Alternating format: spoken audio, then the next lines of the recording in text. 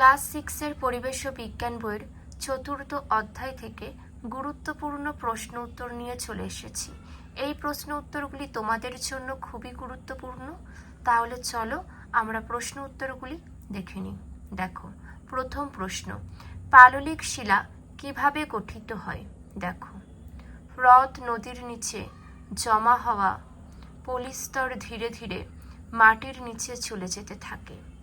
মাটির নিচে প্রচণ্ড গরম এবং চাপে লক্ষ লক্ষ বছরে ওই পলি থেকে পাললিক শিলা তৈরি হয়।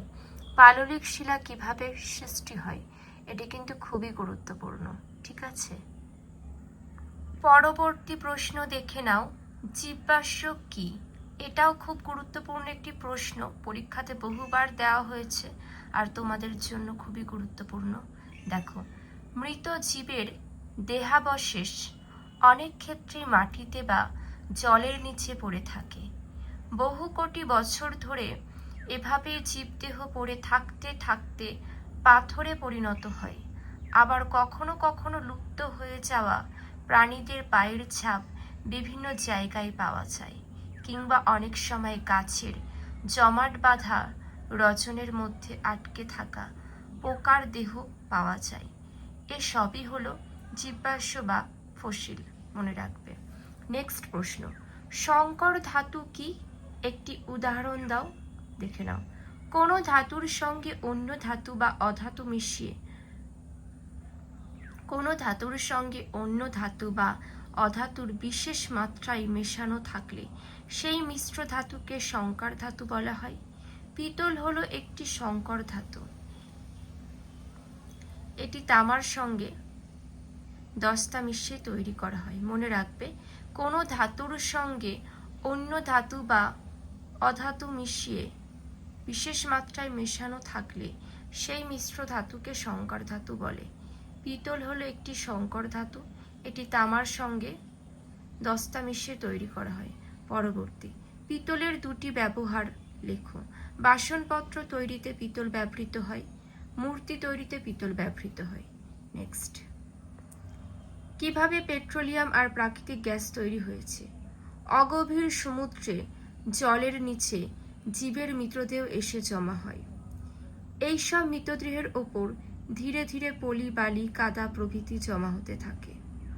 কোটি কোটি বছর ধরে মাটির চাপে ও গরমে পলি বালিগুলি পরিবর্তিত হয়ে পাললিক শিলায় পরিণত হয়েছে। আর বিভিন্ন রাসায়নিক বিক্রিয়ার ফলে জীবের দেহাবশেষের নানান পরিবর্তন ঘটে। তৈরি হয়েছে পেট্রোলিয়াম ও প্রাকৃতিক গ্যাস। পরবর্তী প্রশ্ন খুবই গুরুত্বপূর্ণ, স্টেইনলেস স্টিল কি? লোহাকে মরচে পড়ার হাত থেকে রক্ষা করার জন্য লোহার সাথে ক্রোমিয়াম মিশিয়ে লোহার রাসায়নিক বিক্রিয়া করার ক্ষমতা হ্রাস করা হয়। এইরূপ লোহা ও ক্রোমিয়ামের মিশ্রণকে স্টেইনলেস স্টিল বলে। খুবই গুরুত্বপূর্ণ প্রশ্ন। পরবর্তী তোমরা দেখে নাও, ফসিল ফুয়েল বলতে কি বোঝো?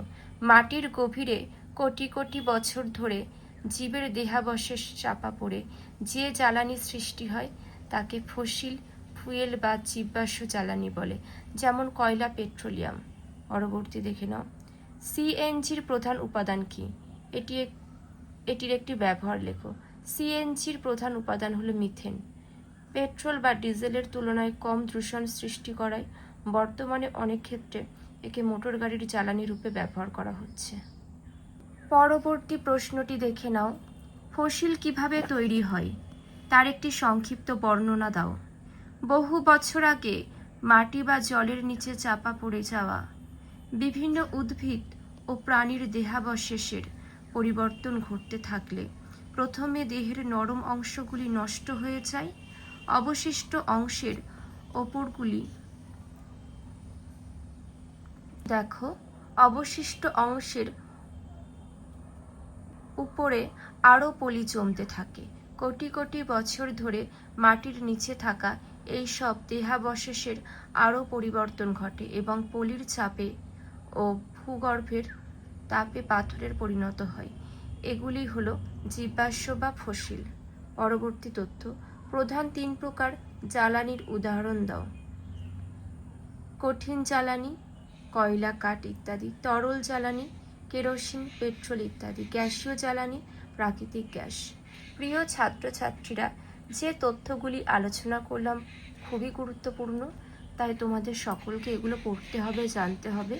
এখান থেকে পরীক্ষাতে অনেক প্রশ্ন আসার সম্ভাবনা রয়েছে। পারলে তোমরা এই প্রশ্ন উত্তরগুলি নিজেদের খাতায় লিখে নাও।